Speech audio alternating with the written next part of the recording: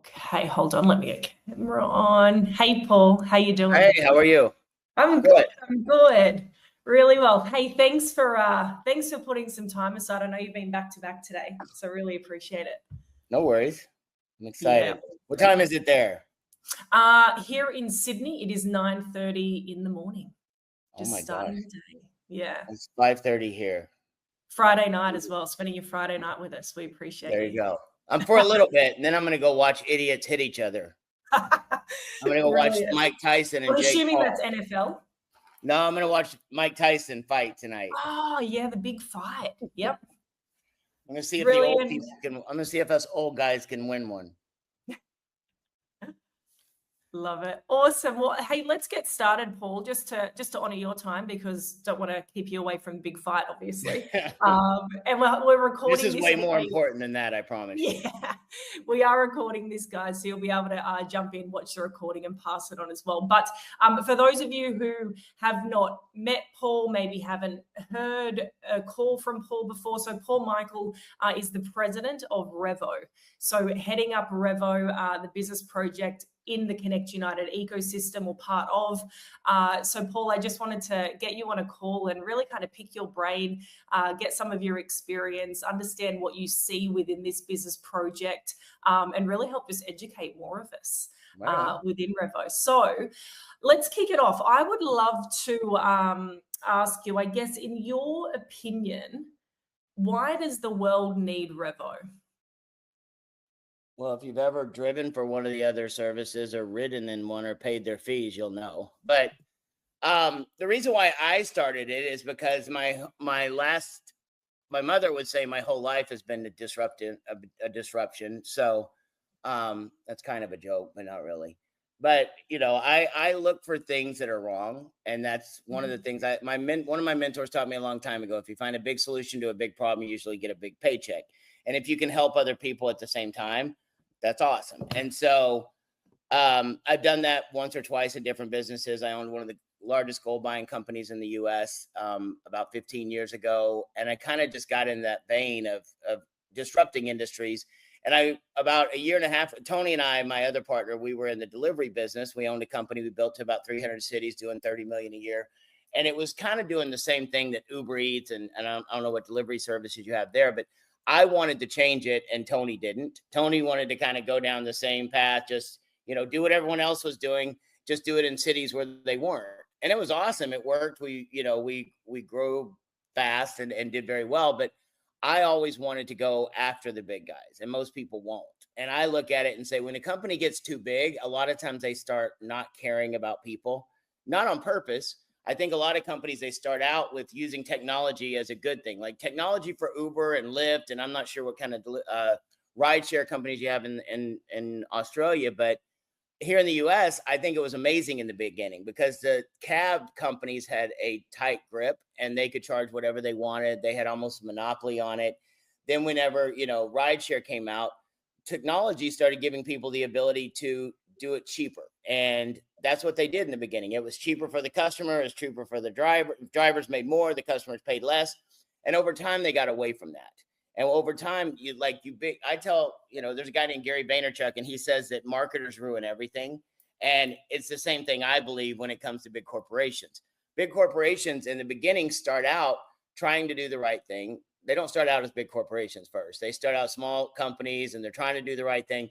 As time goes by, they start taking all this money from these big corporations or, big venture capitalist firms, or they go public. And now it's not about doing the right thing. It's about making money. And even though they had that goal in the beginning, it has to change, because then you got these, people telling you got to make this money and you got to do this. And we have how many quarters we've had with no dividends and no profit and da, da, da, da, da. And then unfortunately they start changing. And then the big corporations I know one of the big rideshare companies has 33,000 employees with an average salary of $77,000. Like, how are you supposed to make a profit and still pay people fairly when you've got all that going on? And so they can't change. We can start out the right way and we don't have to change. And so using blockchain technology and having people help us run the network, and everything has to be done by a vote. That's why I started it. I started it because I just wanted to go after the big guys, and I knew that we could take them out. We couldn't take them out on spending. We couldn't take them out on advertising. We couldn't beat them in certain ways, but I knew if we did it the right way, there was so much hatred for what they were doing to people. We could make a change pretty quickly. And I mean, we're less than a year old. We're growing very fast here in the US. I know Australia, every day I wake up and I'm like, I'm pretty sure I'm getting an email from somebody in Australia today asking when we're opening, which is great. It's a great problem to have. But we wanted to make sure that we had things correct here in the US. And my goal is hopefully sometime in January is to make a trip to Australia, do a big meeting, get everything kicked off. And between now and then, my goal is to start, laying the groundwork, finding out exactly what we need to do. We've kind of got a good system here in the US now, and it took us a while to figure it out. Like the way and you can tell me to shut up if you got more questions at any time, because I can just talk. But the way we do it here in the US is like we get a nucleus of drivers and we say, listen, like in the beginning, I'll tell you how I did it, and I had to change the model. In Miami, we opened up Miami. I had 200 drivers. Everybody was fired up, excited, like all these meetings, everybody was gung-ho. And then I opened it and I kept telling the drivers, like, you can't do it the same way you're doing it now. You can't just cherry pick. You can't say, oh, I'm not going to take that ride because it's not enough money. You can't, like, if you start a revolution, which is what REVO stands for, REVO stands for revolution. If they had the Revolutionary War in the US and you had guys that go, oh, I don't want to go to war today. I don't want to take that ride. I don't want to shoot that guy, or I don't want to do that. Like, you never would have had a revolution that was successful. What we had down in Miami is all these people were gung-ho to do a revolution. Then I told them, you got to take every ride. I don't care if it's 2 miles. I don't care if it's 20 miles. You can't do it the way you did it before. You've got to take every ride. Maybe it's not 20 miles. Maybe you're used to only taking a ride if it's this many dollars. You can't do that. And later on down the road, yes, you'll be able to do that. But right now, you just can't. And they didn't get that through their head. And so we had rides coming in and they wouldn't answer. People wouldn't take the ride because it was too far away or wasn't enough money or this and that. And I said, okay, we're going to redo it. So we started doing it in a scheduling fashion where you could schedule a ride from 30 minutes out to a week out. That gave us 30 minutes to make sure we found a driver. And then what I had to do is really start finding those people that were 100% sold out, gung-ho, ready to do it. And it took a while. Like we opened Atlanta. I had a guy named Jeff Trills. If you ever hear me talk about Amber calls, Jeff was one of those guys that he took every single call. He was a driver, so he understood what it would mean to be a driver, but he also understood the long term of this. Like I tell our drivers now, if 9 months from us opening your city, you're still driving as much as you are right now with Uber or Lyft, then I haven't done my job and you haven't done yours. Because it's not just about having a driver. It's about building a customer base. Like right now, if you look at it, you can go online right now and see Elon Musk has driverless cars as cabs. That's coming. And whenever they have that, these drivers, and us included, will have to go to that model. But guess what? If these drivers have built up a customer base and they've got as many customers as they can with us, with Uber, with Lyft, they're just out of a job because they will get rid of them like that. With us, if you built up that customer base, you're going to keep getting paid on. I don't care if it's driverless cars, you still have your customers. That's the most important thing. So that's kind of where we're at and where we're on our way to. Yeah, I love that. I think that there's so much in that I kind of want you to expand on a little bit because, and granted, like a lot of people listening to this, Paul, might be super new to this space and trying to get their head around it and thinking the same things, right? How do you compete against such a big corporate giant like Uber? And then how do we compete against future-proofing with Waymo, driverless cars? But what I'd love for you to explain a little bit, because I look at it and I go, it's a two-sided marketplace, right? So you've got the driver and the rider. And so can you expand a little bit just with your knowledge with how blockchain as the technology behind it, like with how the model is structured, how that actually helps benefit the two-sided marketplace and more protect them, right? Because you've got these big giants who, like you said, maybe they did start for the good reason.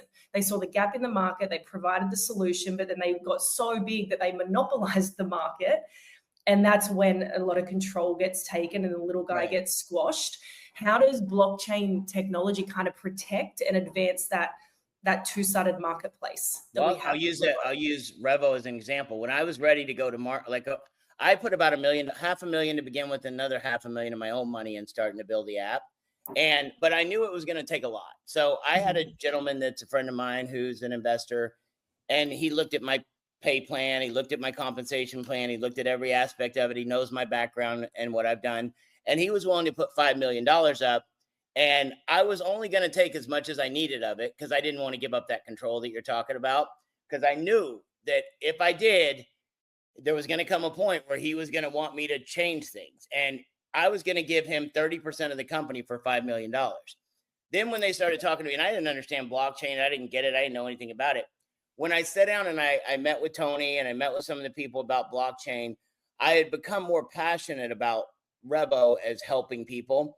And then when they started talking about blockchain, how you have a node network and how that node network can be all over the world and everybody has a piece of what's going on and they have a vested interest in what's going on. And you start getting rewards by running that network. And instead of me having to go out and get funding from someone else outside of myself, I could have put up the 5 million, but I didn't want to. But I also knew that even with me, sooner or later in my brain, I was going to have to turn that into a goal. I need to get that 5 million back. All right. That person needs to get their 5 million back. So even for myself, I was like, man, this blockchain technology makes it so it's transparent. Everything is done on the blockchain. Once we get the rides hooked into the blockchain, you'll be able to see every ride. You'll be able to see how much it was charged. You'll be able to see how much somebody was tipped. You won't know who it was, but you'll be able to see it all.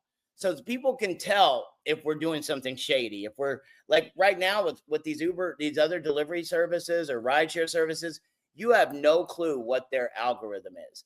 Like they have a video online somewhere. I can't remember if it was drivers or customers. They did it and they had 5 of them in a room. They all put the exact same address for pickup and drop off at the same exact time. And all 5 of them got different prices. So their algorithm is trying to make them as much money as they possibly can. And so we don't do that. Like we make sure that everything is transparent. Now people can go and look at it. They can go on the blockchain. But then on top of that, for the drivers and for the customers, we give them rewards every single time they do a ride. And there's like 20 different things once we get it all hooked up. Like right now, I'm trying to do it manually. We don't have it all hooked up yet. But soon that will be automatic and people will be getting their rewards. But they'll get rewards. And then if the value of those tokens ever go up because of the utility that we build into it.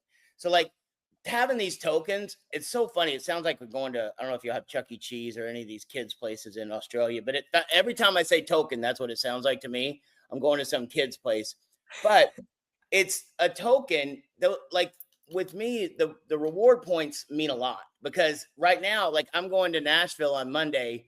One of my friends is Post Malone's, and some of y'all may know who Post Malone. Post Malone is one of my favorite people. He's become a friend of mine. He's actually playing at the CMA Awards. Well, the guys asked me to come out. Well, of course, a last minute flight is going to cost me a lot because I travel though. I said on there when I went on Delta, I said, hey, how much, use my miles and dollars. I got a first class seat with my miles for $96. Like the same thing with this. But even on top of that, it's going to have a cash value at some point. Like right now with the tokens at 0.00000, at some point, if that goes up to 2 cents, to 5 cents, to 20 cents, because people are going and buying our token, like let's say, for the drivers, what it means is if that token goes up and they're getting paid in dollars or Australia currency or whatever it is around the world, they're getting paid in real money. But at some point, they'll have the opportunity to take it in real money or take it in tokens. Or the customer can go in and buy those tokens because let's say they do an Uber ride for $50, but US. But if they use our token, let's say they get it for 45. Well, they're going to go want to buy that token, which what happens is we all see it with Bitcoin right now. It's going sky high because the demand is high. So if we've got millions of people or hundreds of thousands, then millions, and then maybe, Uber does 25 million rides a day. And I think that's just in the US. Like 25 million. If we just get, some of my friends are like, oh, if you just get a little bit of that, I'm like, screw it. What if we get all of it? Like if we had 25 million rides a day going through it where people were paying less money, drivers were getting paid more money. And then that token was being utilized over and over and over because there's a value in it. If it gets up to $1 at some point, holy mackerel. Some of these drivers, I tell them all the time, they're going to make more money doing that ride with the reward points, if the value goes up from what they've earned, then they will doing the ride. I tell people my goal is in the first 24 to 48 months. It was first 12 months. So I was a little over the top in my beginning goal. But first 12 to 24 months, maybe 48, I want to have a driver that makes $1 million. Because even with driverless cars and Waymo and all that stuff, I saw a video of a Waymo car in Los Angeles going down the wrong way. Like, it's 5 to 10 years away from being perfect. Like, so we still got time. I mean, you're not getting rid of drivers within the next, I would say, 5 to 6 years minimum. So there's still a lot of time for drivers to make way more money with us. We're going to have delivery added into it in a very short amount of time. We're working on that right now. So when it comes to the drivers, like you were asking, that's where I think the benefit is. You know, they can have the rewards, they can make more money, and they can also build a team of drivers themselves. And they can also build a team of clients. You know, if you sign someone up as a client and they go on it, I go on a trip. I travel all over the world. I was in Dubai this last month. I'm going to Colombia. I was in Amsterdam. When we're in those cities, if somebody referred me and they live here in the United States, but I go to Dubai, I go to Amsterdam, every time I do a ride, and that person's going to get paid for it. Like, they're going to have an international company and never leave Florida.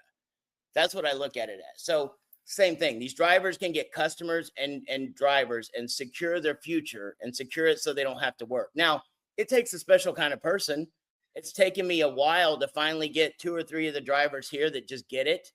But once you get a couple of people that understand it and just go after it, then it starts mushrooming. And the same thing will happen in, you know, Australia. It's a different concept. It's a different way of doing it. But once it takes over, you can never go back.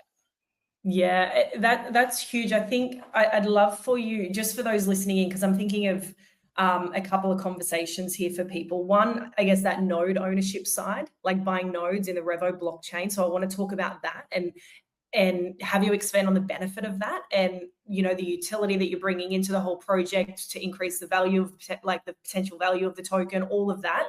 But then the other side, like, to really help people understand what are the key points when we're, say, in Australia, right, wherever you're listening from, if we're going, okay, grassroots up, we're going to grow this thing, what do we really need to understand in a simple way to be able to know the point of difference? Because you said then, like, as a driver, you know, for say Uber, it's like, yeah, they say they have their own business, but really they're just doing the drives and they're not building out an asset, because I see them building their customer base. That's their asset. Their driver base, that's their asset. And if they go to work building that asset, that's when they tap into that recurring and leveraged income, which there's no driver that has that working. I don't know why you need me to tell me. You're doing this way better than I am anyway.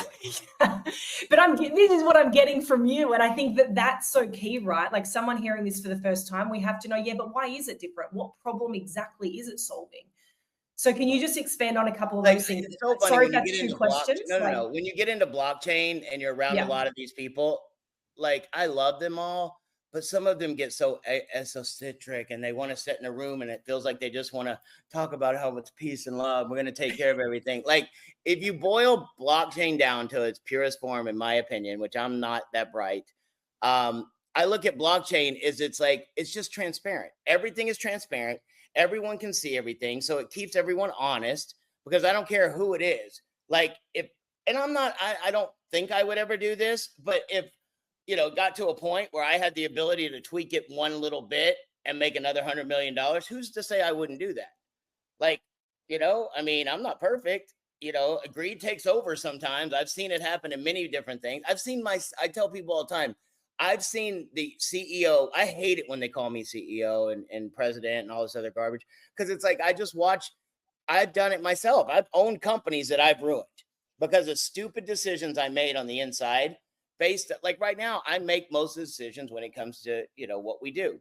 But when we decentralize and we have enough people that own the nodes, that always has to go to a vote. Now, between Tony and myself and a couple other people, we own enough nodes to make that vote go the right way that we need to. And right now, we need to have people that can steer it. But as time goes on, you'll have 3 different aspects. If we want to go change the pay plan, I just had to make some changes to the pay plan and I had enough votes, I just did it. But when we get big enough and we decentralize, if it got big enough, like right now, Uber could go in and say, we're making this change and we don't care who cares. If you don't like it, go away. Because that's what they do. With us, you're going to have 3 different groups because of the blockchain. You're going to have the drivers. They'll have a group of voters. You're going to have the users. They'll have a group of voters. And then you'll have the node owners. They'll have a group of voters.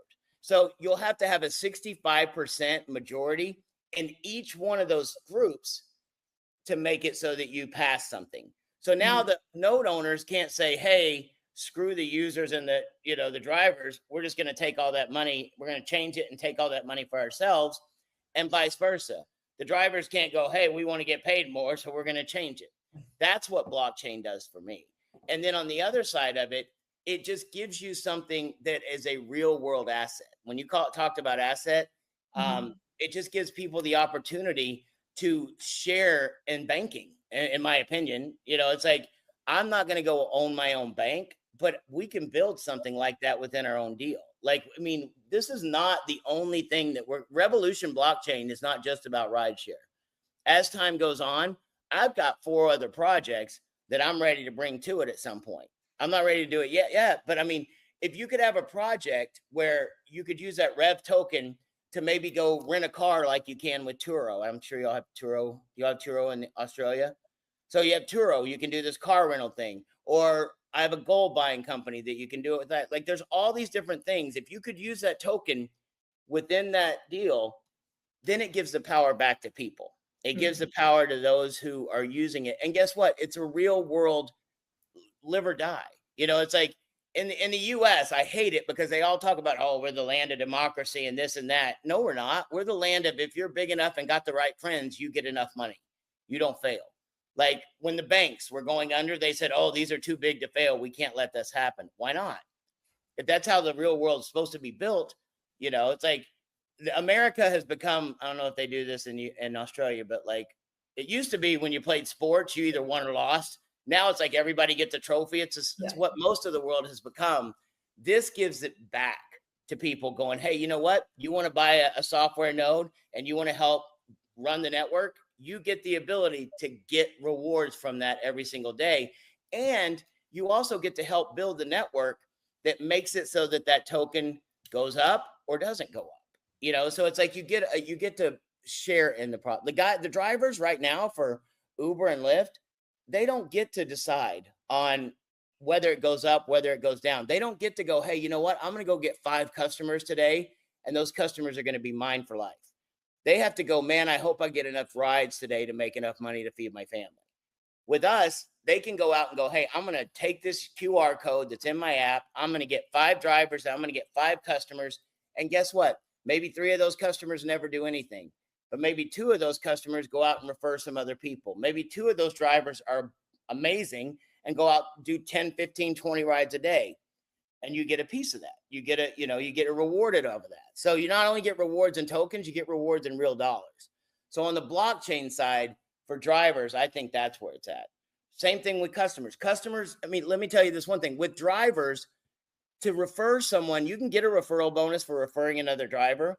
But if you really look into it, you get a referral bonus of one time and people go, oh, like it's $200. Who cares? You got to have, I tell people that driver has to do 17 rides on a Tuesday, holding an umbrella with one shoe off. Like there's all these little things you have to do to make that happen. With us, we say, hey, if you find the customer or the driver and you bring it to us, that's your customer now. That's from now on. Like there's nothing you have to do to qualify for it. There's nothing, you don't have to beg us for the money. It's built into the system. That's another thing that blockchain does, is it makes it so we write a smart contract. And from that going forward, if we say we're going to pay, 3% of the fare, which is what we do, if it's $100 fare, I can't tell you, well, I don't like you today. You're not getting paid that. It's built into a smart contract. And that's another thing that blockchain does. Now, I already forgot your second question. So have I, but that was good. See, that's how I do it. I'd say you probably answered it. I think that is really cool, like that. whether you want to call it a truth ledger or whatever it is, but for where that effort is going, where someone's putting, whether it is their time or their sweat equity, or being a driver, building a network, or being a customer and going, this is the price. It's not changing when I go into all different ones just to see if they can, you know, squeeze some more profit. It's just that, it's that transparency and that truth ledger for both. Talk to me about, like, so being a node owner, can you, for someone who's, I guess, coming into the space, and I guess just with your background, like I know you've built a lot of successful businesses, you've done very well on that side, building your own wealth and having success in that space. How do you see like node ownership, that opportunity in a sense? I feel like it's something that I never thought I would be into it. I thought, listen, when I heard about crypto and blockchain, a bunch of my friends have been in it for a long time. And I'm like, oh, isn't that cute? You guys buy a bunch of fake stuff online. And if you want it, if you and all of our friends get together and buy it, then it goes up. But if y'all don't like it anymore, then it goes down. I'm like, aren't y'all cute? Like, I was like, you all know you're going to jail at some point, right? Like, that's what I thought. And then I started seeing my friends make millions. And then I saw the guys make millions in Gala. And I'm like, maybe I shouldn't make as fun of them as much as I do out loud. But when I really sat down, and it took me about 3 months to really understand it. And I still don't understand all the inner workings, but I also don't understand how my microwave works. I just know it makes stuff hot. So what I started figuring out is the blockchain, it just works. I mean, in the crypto, and it just works. And it's like, I mean, if you watch right now, you know, it's on a bull run is what they call it right now with crypto. And it goes in these cycles and it goes in these patterns. But I think a lot of reasons why they go in these cycles and these patterns is because there's no real world, what they call utility behind it. Bitcoin, and over time, I think people are going to be using Bitcoin to do more stuff. More and more places are taking Bitcoin. I mean, there's a restaurant one of my friends own here. He has a Bitcoin ATM in his restaurant. And I'm like, what is that for? And he goes, you don't understand. People go over to it and buy it just for the novelty of it. And I'm like, that makes sense. But over time, more and more places are going to take Bitcoin. Like, my goal is for us to take all kinds of different tokens with REV, you know, Ethereum, REV, you know, all these Grow, all these other tokens. I want us to accept those for rides. And I think what it does is it just opens up the world, because there's so many people that aren't bankable or don't have banks around the world. The node ownership, what it does, though, is it gives you the ability to be a part of a project and get a reward for it. And that reward can turn into a lot. Now, the project has to work. It has to go. Is there risk involved in buying a node? Absolutely. But is there risk walking outside of the house and not getting hit by a car? Of course. Like, there's always risk in everything that's worth it. And it's funny because you would think that my son's 22. Like, I'm explaining Bitcoin and blockchain to a 22-year-old. Hold on 1 second. Hold on. Sorry. I got one door. Sorry. I left the door locked. You're good. So, like, I'm explaining Bitcoin and stuff to a 22-year-old. So it's like right now, it's older people, to be honest with you, that are figuring it out and understanding it and grasping it. So the younger generation, I don't even think has gotten into it. They're still on TikTok. Don't worry, I'm right there with them. I love TikTok. But, you know, so I just think that the node ownership gives people an opportunity to participate in something that on a level that they never would have participated. Like, in the beginning of this thing, when it, you know, like, we have 50 billion tokens with REV that will go out at some point. In the first year, 25 billion of those tokens are issued. So that's when you're going to have the greatest opportunity. And I had somebody the other day that goes, well, that's not fair. And I said, what do you mean it's not fair? Well, what if I buy one 3 years from now? Okay, you buy one 3 years from now.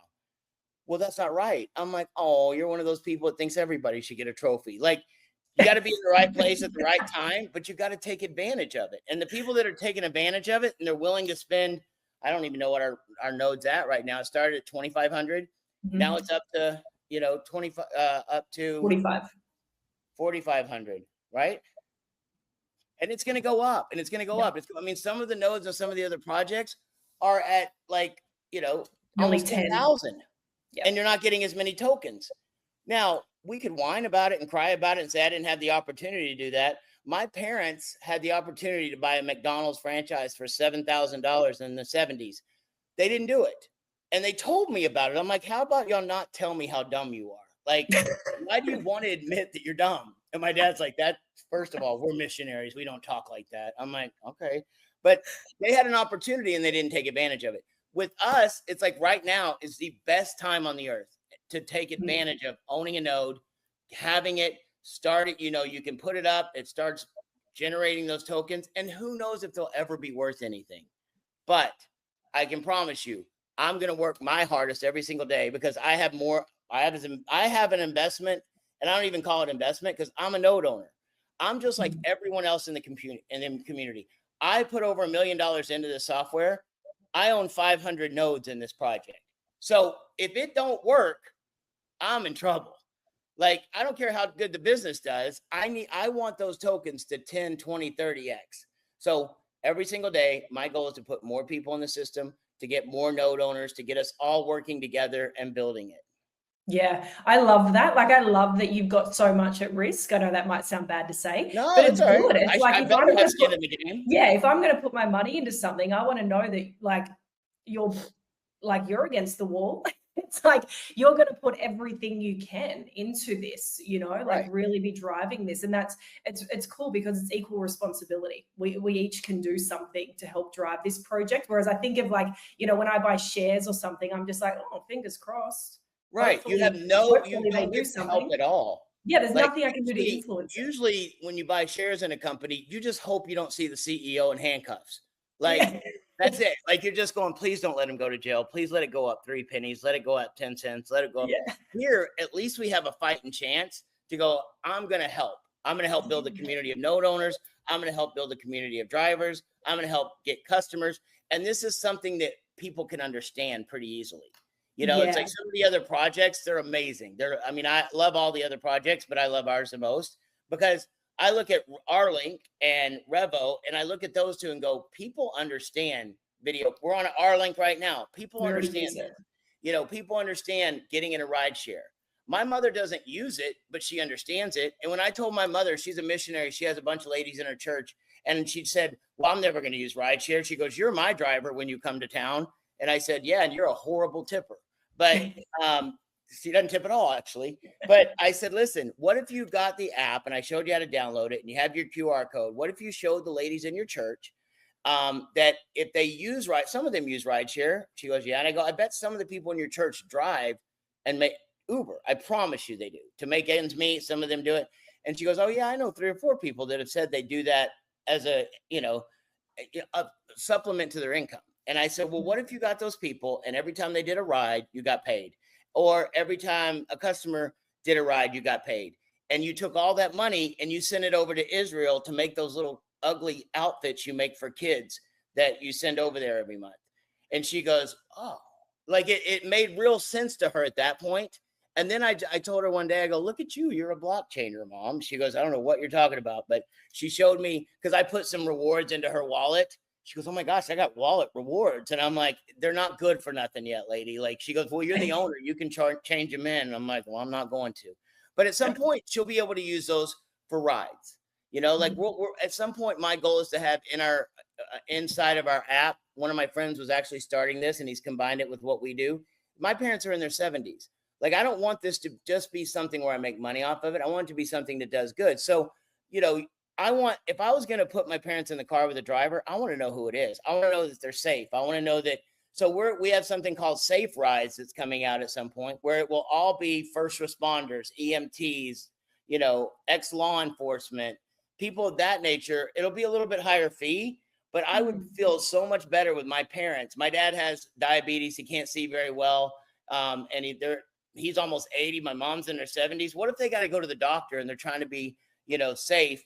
They're not going to call an ambulance, but they would call something like this, and I can have somebody go take care of them, and that driver can make good money too. So these are all the things I look at going, this is the stuff that these companies should be worrying about, and their money would come, but instead they're worried about the bottom line. And I don't have to worry about the bottom line right now because I know we pay our drivers more. I'm not worried about the company making a lot of money because of node ownership, that helps me take care of the inner workings of it. You know, a certain portion of node sales that go to help run the business. And so that's another way that node owners can be confident that their money is going to help run the company. So I don't have to worry about going out every single day and jacking the prices up, or, you know, using that for development costs, or taking it from our drivers. Everything we do is based on building the community. It just makes so much sense, doesn't it? So Yep. much sense. On that, Paul, just to wrap it up, because I'll let you get on with the fight, the big fight night. But what can we do for everyone who is listening in, who goes, yep, great, I'm going to get my Revo node or a few Revo nodes. What can we do to really help influence the success of this whole project and get the win for everyone, right? How do we, you know, give every chance that the token increases in price? How do we give every driver the chance to come in and also set that standard that you were talking about at the start? Like drivers that don't just, no, I'm not taking that drive, Right. you know? So, like, I mean, listen, what can when we you're do? getting drivers excited right now is probably not going to be the greatest thing, because drivers don't have a very long attention span. You're going to be like, oh my gosh, they're coming to Australia. When? I don't know, but they're coming. Like, that could be 2 months down the road. It could be 90 days down the road. I mean, hopefully I can come in January and set up a big meeting, and then we can like find out all the legalities, and we can start it on a very small basis. So, but getting them excited, telling me it's coming, you know, that's an amazing thing.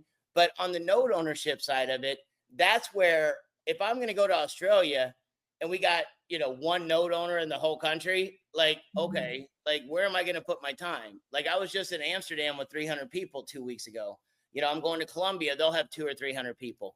That's where we can look at it and go, look how many people are fired up about Revo because of node ownership in Australia. And look at how much income, you know, revenue has come because people are buying those nodes. That, you know, it's like where the money flows is the focus goes. That's what they say. So the more nodes you have, which benefits you, because the more nodes you have, like right now, I get 1.6 million tokens on a daily basis, every single day. I don't use it. I've used those tokens for so many things. I should have about 250 million tokens right now, and I don't, because I don't care. Like, they're not for me. They're for me to use for, you know, I want to build the community. I give them away a lot of times, and I do stuff. So setting up wallets, getting Rev wallets is so important. You can go to app.revoride.com and set up your, you know, your Revo wallet. And if you don't know how to do that, there's a video actually on our Facebook page. It's called Dumb Questions with Casey and I. She goes through and answers. I tell her, listen, we call it that because I'm the one with the most dumb questions. So I'll ask them so nobody else has to and feel dumb. But that kind of stuff is like just building the community, getting more people involved. That's how it works. Getting it listed on these exchanges to get that token to go up, getting wallets, getting people involved, getting node owners, getting people, you know, and then also, I would just be honest with you. I would be telling Connect and the people you know, when you have the ability, send in emails. Tell them, listen, when are we going to see this on the exchange? When are we going to get this done? Because I'm just telling you, a lot of times people get bogged down and busy, but when the field is pushing them, and I'm in the field, like, I don't look at myself as a part of the establishment or Connect or any of those. I'm a brand, and I want Revo to be out there first. I want Revo to be the highest one on the exchange. I want to be, and I'll do everything I possibly can to help it. If it takes me coming to Australia, I'll go to Australia. I mean, I went on a trip to Singapore and they wouldn't let me in. So I got right back in the airport and left. So I'll come to Australia if your country will let me in. I didn't have one vaccination. So I went on a 27-hour flight to Singapore, got there, and they said, you can't come in. And another 27-hour flight home. So when I do come to Australia, somebody better let me know all the rules, because I don't want to get kicked out before I get in. Well, we did have those stupid rules, but I feel like but I'm just saying, for now, you might want to get in. This is your window. Yeah. So I'm just saying, like, building the community, having node ownership, that's what's going to show, hey, if I can go to the, you know, my friends and guys that are, you know, running Connect and doing things, and I can go, look how many node sales they just did this month in Australia. It's time for us to open Australia now. Like, they're the ones that are committed. They're the ones that are, and that's what I've told our guys here. I have 3 guys now. A guy named Mario, he's in Houston. A guy named Adonis, he's in Las Vegas. He's full-time military. And then I got another guy named Jeff Trills. And I said, listen, I need you guys to go out and show people what to do. how to do it. I can tell them all day long, but people look at me and they go, of course he's into it. Of course he believes in it. But if you guys go out and you're successful and you make more money driving for REVO than you did for Uber in a week, that's a good story. So what I need to do is just get as many people as we can owning nodes, get as many people excited and on the apps, get as many wallets as we can. Then we come out there in January and we do a big, huge meeting together. And then we go to the next step. And then we go to the next step and the next step. And then it just, at some point, it just takes off and it goes. Yeah, I love that. I appreciate this conversation so much, Paul. No worries. Really, so thank what you I'm so going to much do for is your I'll time. get this recording and I'll put it up on our YouTube page and then you can have access to it. That'd be great. Really, really appreciate it. I think everyone's taken home a lot of info, a lot of gold nuggets, and we know what to do here as well to get this going. Okay, guys. Thanks so much, Paul. Have a beautiful evening. Hey, we can do this anytime you want. I mean, I know I had to push it back a couple hours today, and I apologize for that. But if y'all want to do this once a month or once a week, I'm happy to do it. Yeah, amazing. If y'all want to do REVO, if y'all want to do every week or once a month, if you want to do an overview where I go through the whole thing just specifically for Australia as we build to getting there, I'm happy to do that as well. Yeah, perfect. Let's try to tee that up. I think we're going to have a lot of people on board. Right on. All right, well, guys, have a great day. Brilliant. Thanks, Paul. Thanks, everyone. All righty, bye-bye. See you later. Bye.